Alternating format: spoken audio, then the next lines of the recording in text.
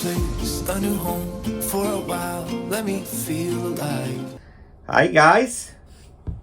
Hi guy! Devo dargli le gomitate perché si perde. Sì, c'è il caffè ancora da C'è il finire. caffè, non sono neanche le 8, siamo già qua in coda a Playa Balandra. Non so che ora apre, so che fanno entrare 400 persone, noi abbiamo davanti penso una trentina di persone, quindi siamo in ottimo punto. Dietro abbiamo un autobus e dei minivan addirittura perché è proprio un punto turistico gratuito, dovrebbe essere. Passeremo questa mattinata qui in spiaggia, dopo torniamo dove eravamo e abbiamo una sorpresa perché vi farò fare un bel Scuola bus tour.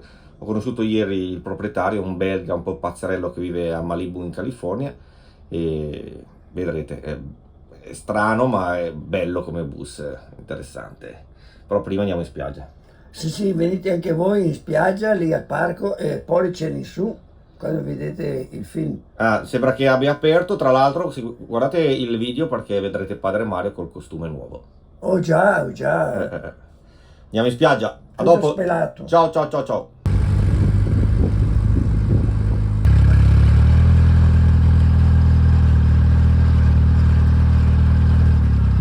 Buenos días. Dos. Sí, su salida es al 10 para las 12. ¿De qué? Ok, ¿Sí? perfecto. No fumar, no volar dron. Ok, No subirse a ninguna montaña de arena, esas son las dunas, y no entrar a los manglares. ok, ¿Sí? perfetto, muchas gracias. Vai.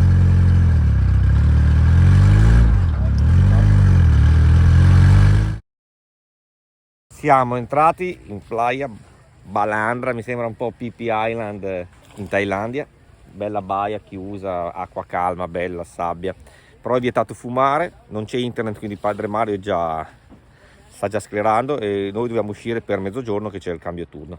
Mi è stato consigliato di venire la mattina perché c'è l'alta marea, quindi l'acqua è qua vicina, altrimenti essendo la marea molto vistosa qua, il pomeriggio l'acqua si ritira molto e perde un po' di fascino. È vietato fare tantissime cose perché è un'area protetta, però il posto è bello. Tra un po' ci tuffiamo perché non c'è vento, calmissimo, bello.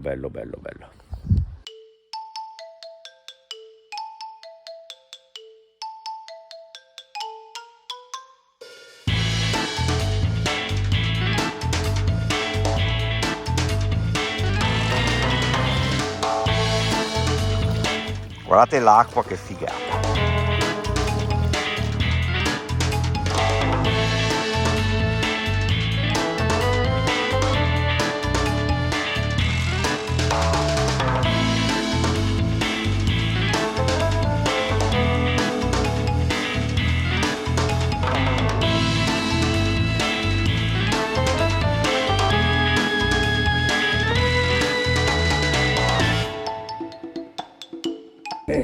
È ispirata Versace, o Valentino. Maniche lunghe.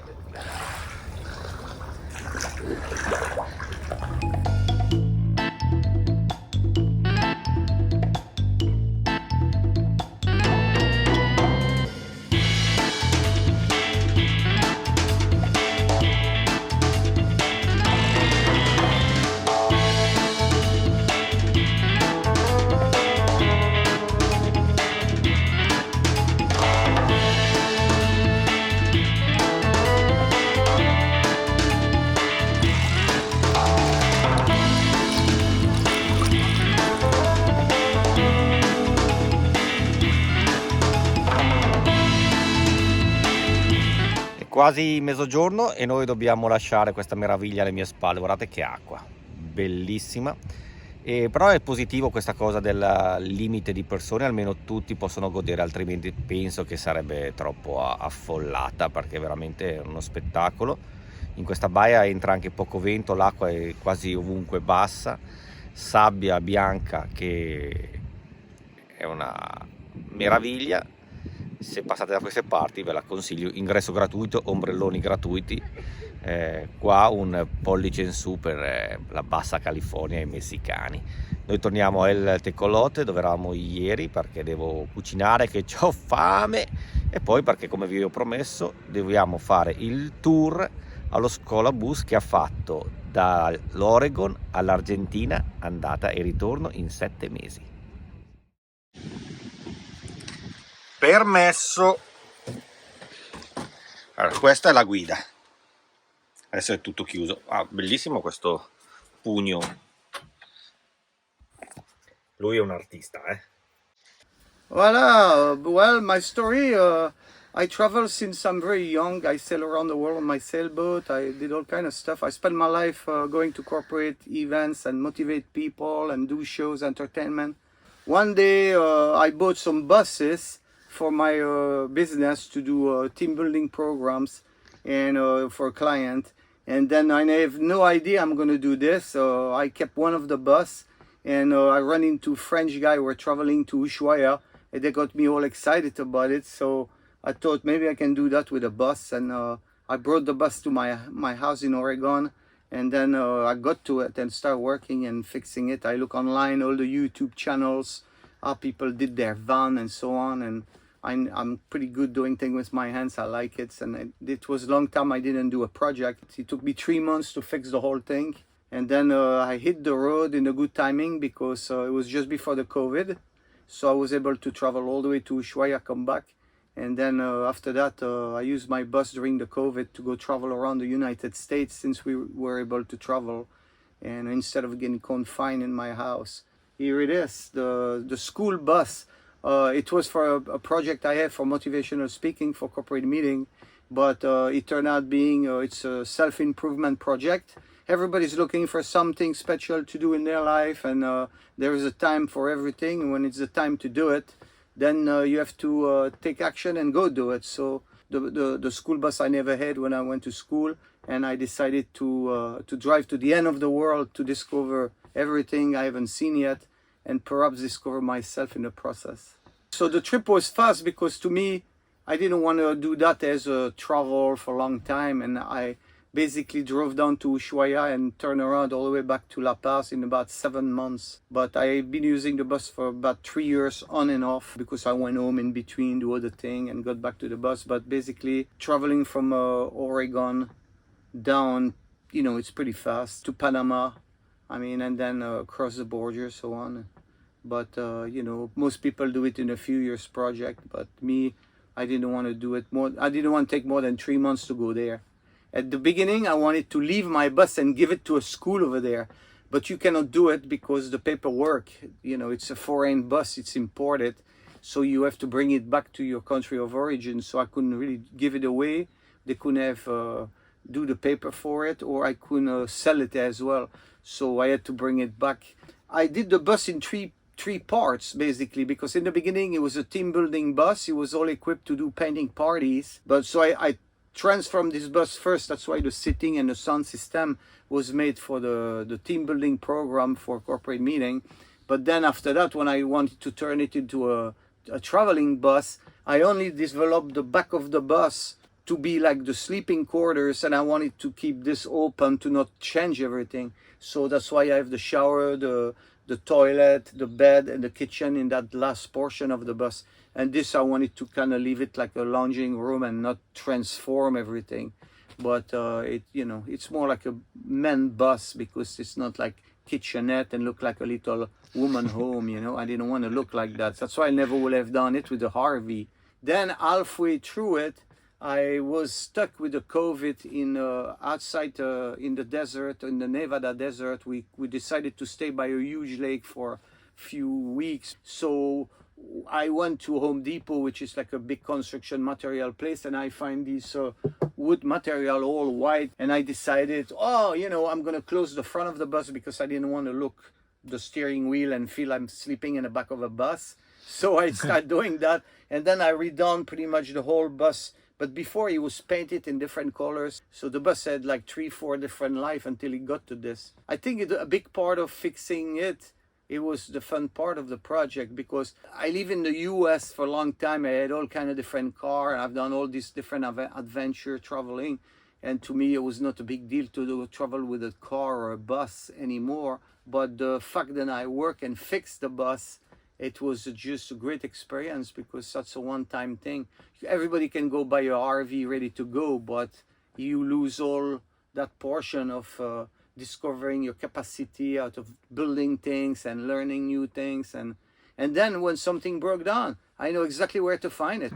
Sometimes I think it's too big, but when you sit somewhere for a while, then I don't feel like in a house, but I feel like a little flat apartment. You know, with my van, which is smaller, is different because you live more outside. You know, that's the downside. If you have a big RV, big bus, big truck, you're more invited to stay in because it's cozy. But then if you don't have a big one and you have a small one, you spend more time outside. You're forced to stay outside, which is nice. But to me, because I do a lot of running and outdoor activities like canoeing and all that stuff, I'm fine. But you know. Thank you. Yeah. Thank you for sharing your Yeah, experience because But you know, it's fun. I mean, you know, the thing about people, it's like you didn't look too complicated about it. You got a car, it works, cool, you went. It's like sailing. So some people look for the perfect boat. You look at them all, they talk about the boat and what this and what that. Go. When I was young, I bought a boat, 30-foot piece of shit. I went traveling around the world. This is no very big question for me. I bought the boat I had the money for. There was the only one I could afford. So I bought this one, I went. You know, now I have more money and I want a boat, and I've been for 2 years, I'm looking around, it's never the right one, or maybe I can get a better one. You know, you complicate your life. In the end of the day, it's not about the boat, it's not about the bus, it's not about the car, it's about doing it. You know, when you remember the best time you had in your life, you don't remember the brand of the car. You don't remember the clothes you wear. You know what I mean? You don't wear that shit, you know, you don't worry about it. The experience is what I keep telling my girlfriend. She's not too crazy about this, and I said, you know, it's not about the bus, it's not about the van, it's not about the this, it's about doing things that you haven't done in your life. Be open, try new things. One day you'll be too old to try new things. It's true. What you do now, you know, nobody can take it from you. Anybody can take your house, anybody can take every other thing. You know, it's true. But your experience, you did it. You know, you did it. That's what matters. However you go to Ushuaia, no, whatever, it doesn't matter. Because, you know, when you travel, it's all the same pretty much. I mean, you go to South America, you know, they all have a little church everywhere, same old shit, huh? In Mexico, it's all the same. Taco shop, you know, the little church. But it's not so much that, it's the people you meet and, you know, in doing something you haven't done. Huh? What is the alternative? You said to me, you work like a stupid and you buy what? Cars, this, that. Cool. But maybe you've done it already. But then in the end, people are like this, they're close-minded. You know, try. You know what I mean? Try. Fuck it. You know what I mean? I always tell that to my daughter. I say, be open, try things. After you can say, oh yeah, I like it, oh, blah, you know, oh, that was great.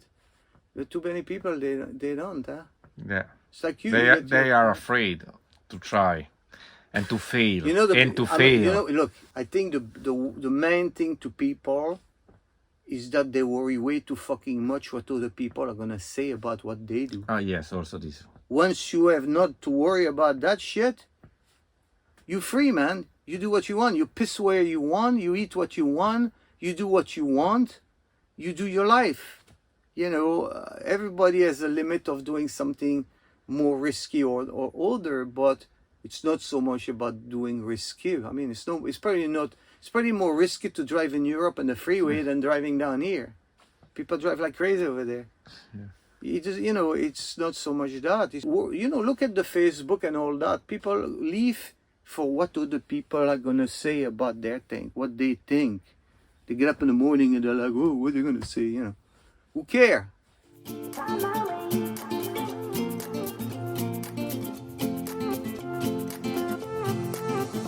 A new place, a new home. For a while, let me feel alive.